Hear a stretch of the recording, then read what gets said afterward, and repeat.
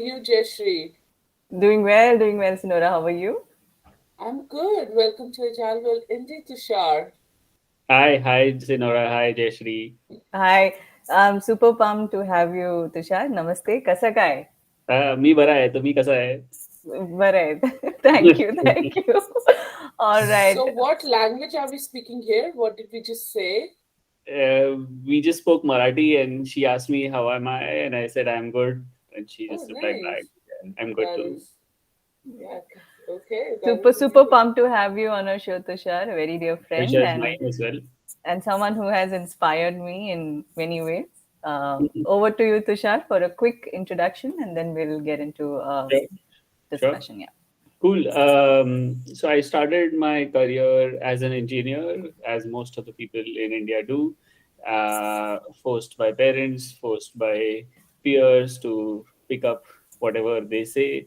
When I came to engineering, I realized that is not what I had dreamt to learn.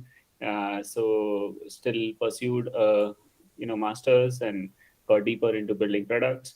The last 15 years, I've been doing that for multiple industries, from SaaS to real estate to edtech. And I found that a product is a great way to solve problems at scale. You can really impact a lot of people and personalize behaviors for a lot of them so that they lead a better, efficient life. Yeah, and that's been my journey. I think good portion of my life has been in edtech. That's where I've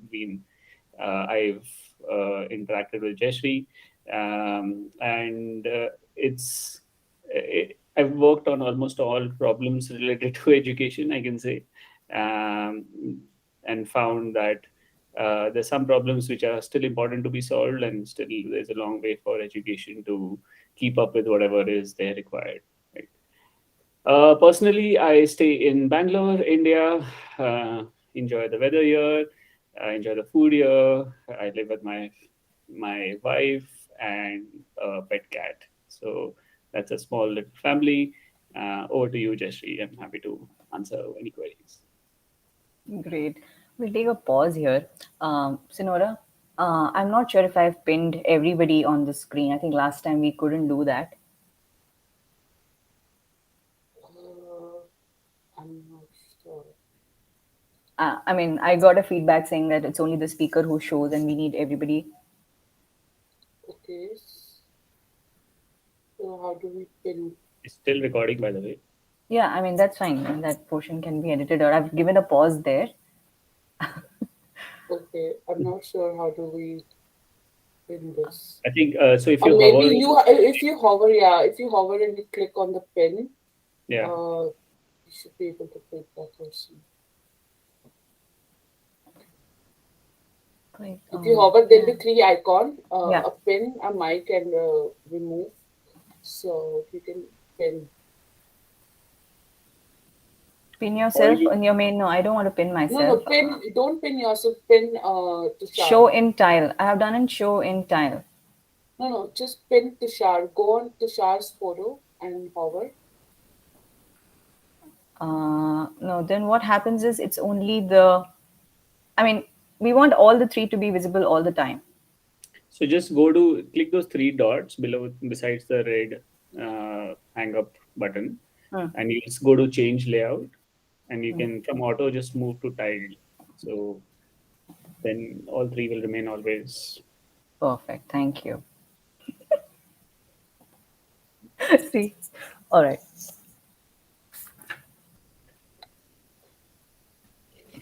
We're not done the So run introduction. We did it. Sorry for the interruption, but I want it to happen. So introduction will be nice. First is Tushar, and then we'll have this. Sure. All right, Tushar. Thank you for the introduction, Tushar. I think being agile in startup is something which we are seeing as a very common trend. Hmm. Um, having being a founder and an entrepreneur yourself, what do you think? How is agile playing a role in startups today? Yeah, I think a lot of people have asked me about agile and Scrum and following a process, and Sometimes the counter question is, will a process make a startup slow? Um, and to me, it's always been that agile is a mindset. It is not a framework. It's not only a process that you have to follow.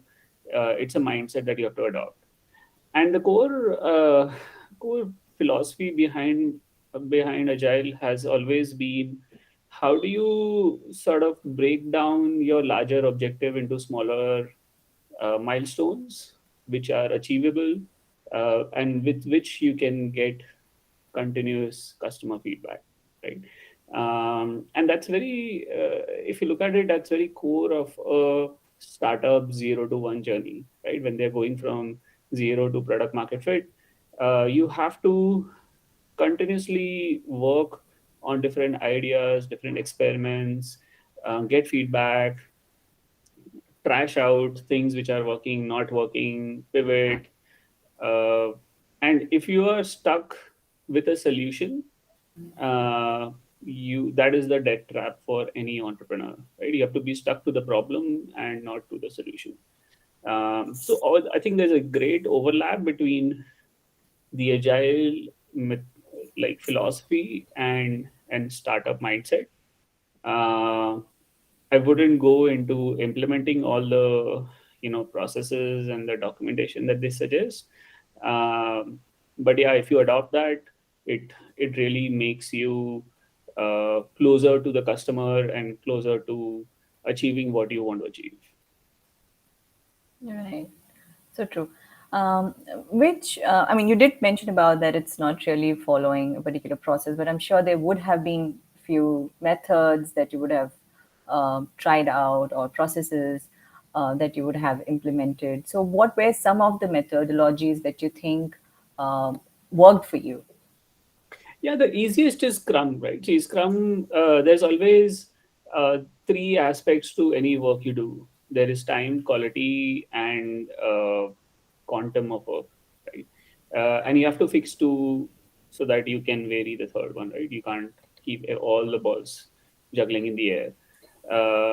So Scrum allows you to sort of benchmark or make sure that you have one thing grounded, which is time, right? You can do a 2 week iteration, you can do a 3 week, you can do a month iteration, whatever works for you, right? Uh, and obviously, you have your quantum, your quality of work is supposed to be top notch, because you're trying to work with early stage customers. You want to give them the best experience. You want to make sure that they don't go away with certain mistakes that you make, right?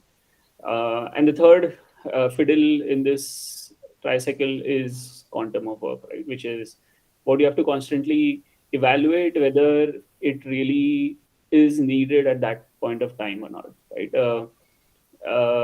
Coming from a product world, I I've known a lot of people get into this subjective bias that what I am thinking is what the customer wants, right? And that is the absolute death trap for any product or any company. And I think Agile and Scrum methodologies sort of try to remove that bias by saying whatever you have, push it out, see what's the customer feedback. Only when they use it, you'll get to know the real feedback, right? However innovative a solution are. I fail to understand why people take 3 months, 6 months to launch. Uh, and I think there's a great YC startup school video, one of those series where they are coaching their founders, where they say as a startup you have to launch multiple times, right? There is no one launch. You're not sailing the Titanic that you'll break champagne and then everything will be okay, right? Startups are not built that way, so you have to launch multiple times. And another one, I think Michael Siebel says, if you're not embarrassed by the first version of your product, then you're too late. So Yeah. yeah, so that's something that I found really, really impactful and personal advice that you can keep in mind, right? And I think at the core of all this is how do you develop products and how does Agile help you develop that product easily. Yeah, and I think it's and you very well touched on the fact that the very dynamic of the market is what we are trying to you know be in competition with, at par with our running, like the way the things are running around and the way the things are changing around us. So it's only when we keep on iteratively building a product, that is what agile is all about, and not like one big bang thing that you do. So I think it's so. What has been, Tushar, your strategy in terms of when you move into a startup and then you coach your startups to the agile ways of working? So everyone's been working a certain way, like all this time. So how do you tell them, or how do you coach them into gradually moving to this new ways of working as you? I mean, it depends on really how where the stage of the company is. So I have also consulted a lot of startups in my career, close to maybe 20, 25 startups, and uh, it depends on where they are in the 0 to 1 journey, right? After you achieve product market fit, then it is about growth and scale, and you have like team and processes. So I'm not going to get into that part, right? The 0 to 1 journey, which is different for every startup. There is no playbook. There is no way that you will achieve. If you follow these 10 instructions, you will achieve product market fit, right? If it was that simple, everyone would be a unicorn today. So, so how I coach them is uh, try to have a lightweight Scrum or an Agile process. Uh, the core of that is you should be brutally prioritizing what needs to be put in because you have very, very limited bandwidth, right? Typically, early stage startup would be working with like 3, 4 engineers at max. Maybe the founder is the product is doing the product along with 100 other things. Maybe they're doing designs themselves. So a lot of things are you don't have the uh, the freedom of resources that a large company setup has, right? So even more so, you should be very careful on what you put in, right? Uh, so during that 0 to 1 journey, there comes a time when okay, you've tried a few things and something is working, right? And you want to go deeper into that. I call that like maybe point 0.5 or the halfway mark on that, right? And when you're doing that, I think after that, getting a bit more strict on this process makes sense, right? Before that, you should have complete freedom to experiment. You should um, you should have a methodology on what to prioritize and what experiment would give you what insights. Many times you do experiments to just understand the customer mindset and not really get revenue. So you go ahead and do that in whatever way you can.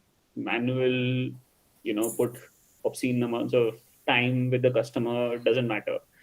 But once you've figured out, okay, I've tried these 10, 12 experiments, and now 1 or 2 things are working fine and people are appreciating this and they're willing to pay, I think that's when you go deeper and say, okay, now let me build the MVP or the first version of the product.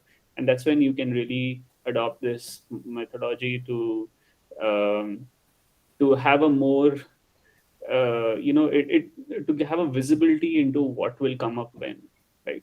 Finally, what the a lot of people don't appreciate is how agile gives you the foresight of what can come up when, right? You can measure team velocity and you can really understand uh, how complex is a feature and will it how much time will it take to release that, right? And that can make a huge difference if it is 2 weeks versus 2 months, right? And I've seen founders come back to me and saying that I thought it is 2 weeks but we're still working on it for 2 months. Right? So and my pushback to that is, then why didn't you follow this? Like, why did you go Yeah, back to the definition of Jira and Agile and stories and think from a user point of view and prioritize? And probably you're building too many things which the user doesn't need, right? Absolutely. So yeah, I think founders get swept in into their own sort of bubble. Um, but yeah, it's important to if you follow that process, it will help you prioritize ruthlessly. Yeah. And Tushar, would you want to suggest any tools that you use in startups? Because I know startups have like limited budget as to what they want to, the kind of tools that they would Sure, want to use, other sure, than enterprises and all who go sure. crazy with the tools. Yeah. I mean, I think Jira is also free for up to 10 users. So you can use Jira. If you don't want to go into Jira, there are a bunch of project management tools now. I think even Notion helps you build some things. You can use a combination of Miro and Notion to build your entire product roadmap and journey. There are some people who also do it on Excel. No harm, as long as you are able to, run it efficiently. You know, I feel the tool is a means to end. If it is confusing you and slowing you down, then don't use it, right? But if you have used a tool before, because a lot of times the founding engineers or the people who get into the startup, they have used tools like Jira in the past, right? So they're very comfortable with it, right? Now, if that comfort level is there across, then go ahead and use it, right? Don't try to adopt a new tool just because it is fancy or cool. Whatever Yeah. works for you should work. Great. I think as a founder, you might be wearing many hats. So, what roles, I think, as a founder, you would have played in terms of driving these? And I would love to know. I mean, I've been a part of this whole journey, a small part of this whole journey, but we've never had this kind of an interaction to get more insights. Yeah, I mean, um, so the way I sort of summarize a founder's journey is a jack of all trades, master of none, right? You have to know everything that is going on under the hood. Um, it's almost like a Formula One driver, right? That's how I'll compare it. If you don't know your engine, if you don't know the last, what does this button do to your entire car, or you don't know how does your car perform in certain areas, or when to stop or quit, you don't know the pulse of your organization, right?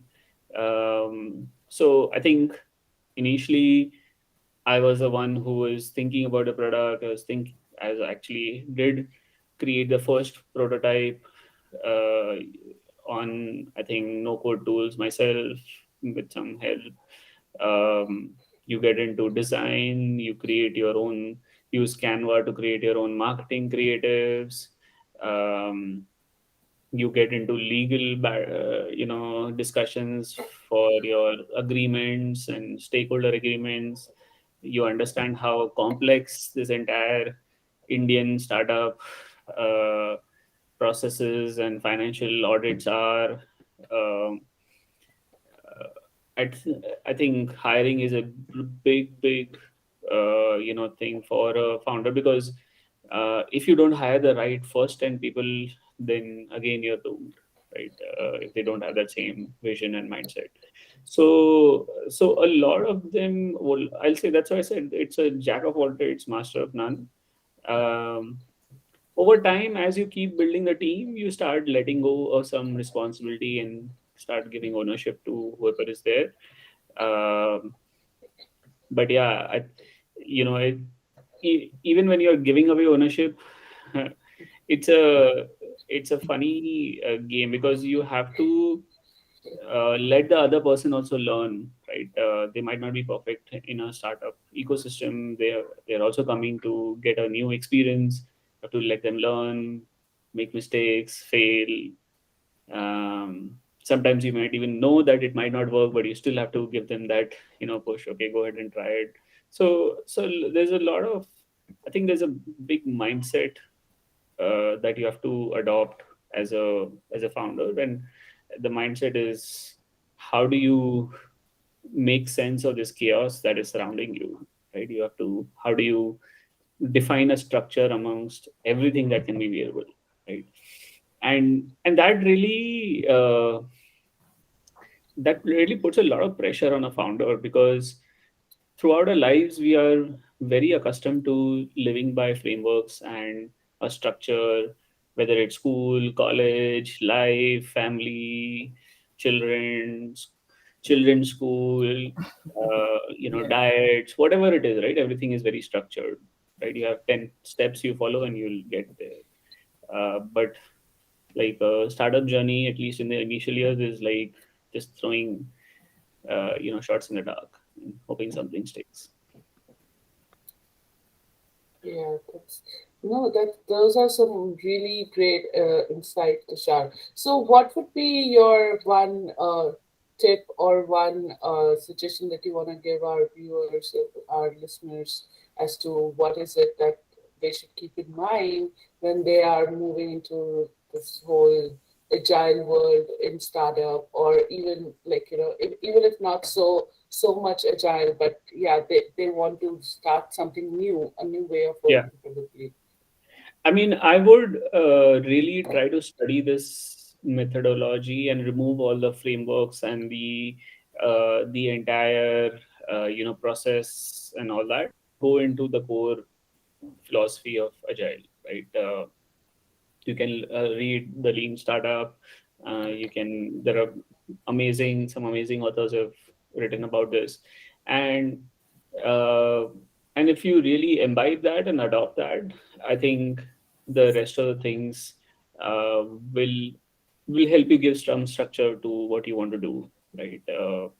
But don't fall into the trap of overemphasizing on processes have to be followed. You have to do grooming and planning and stand-ups and all that.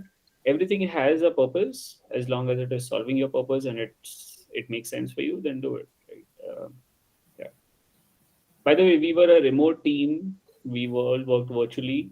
So stand up was one of the great, like, uh, was one of the most essential parts that we adopted first, more than any other ceremonies, because everyone had to come together virtually Yeah. and share what they were working on, right? So I think that was essential.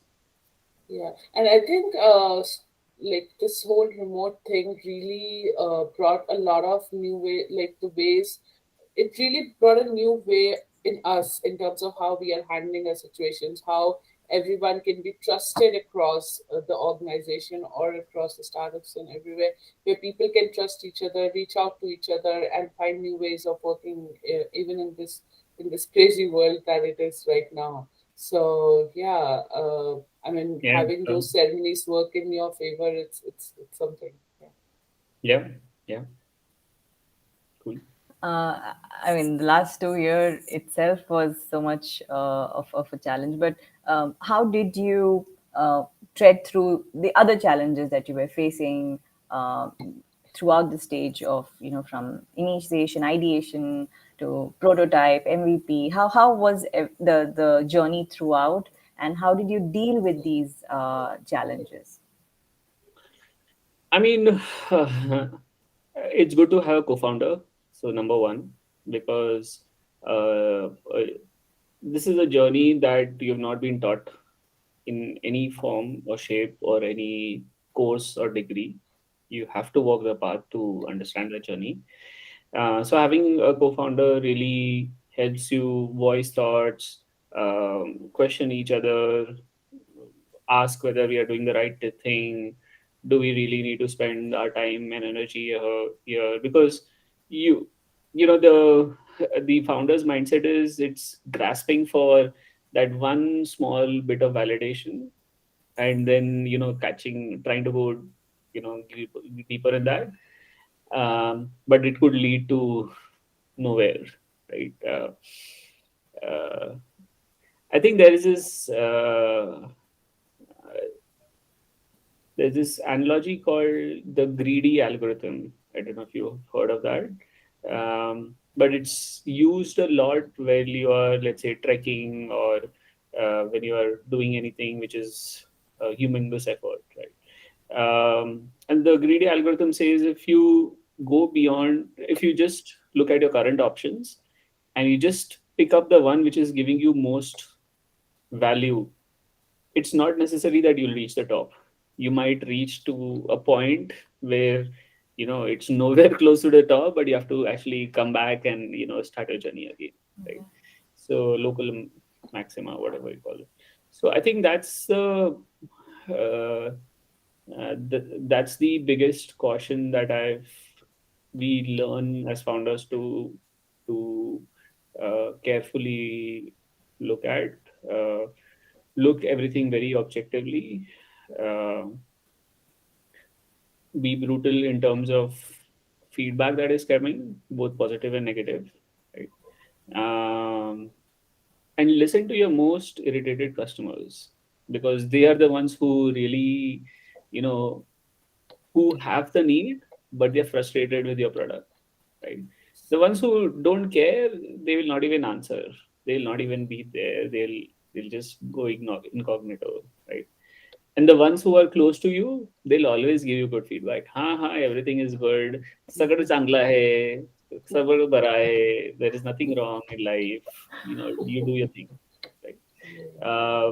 So also finding out who are the people who give you the right feedback. It's important. So we had almost like around 8 to 10 mentors that we used to speak with on different aspects, right? Someone would help us in business, someone would help us in fundraising, someone in learning design, some in approach, some in, shortlist or becoming more focused.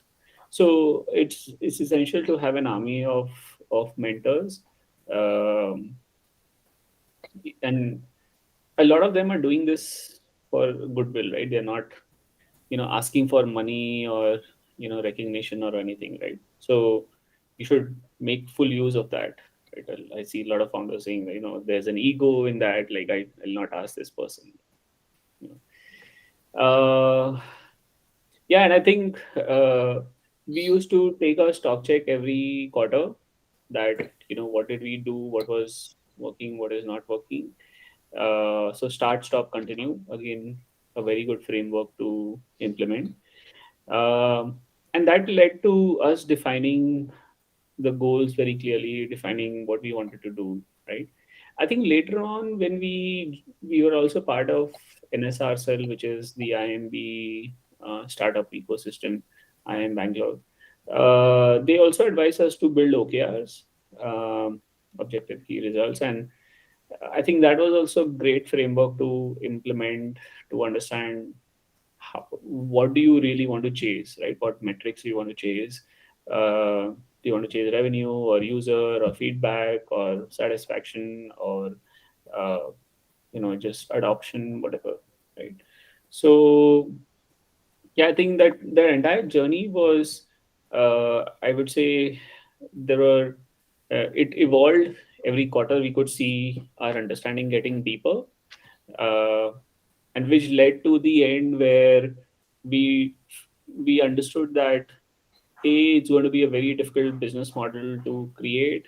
Plus, uh, this entire COVID, non-COVID, back and forth has really put a lot of stress on the students, which we didn't want to ever do that, right?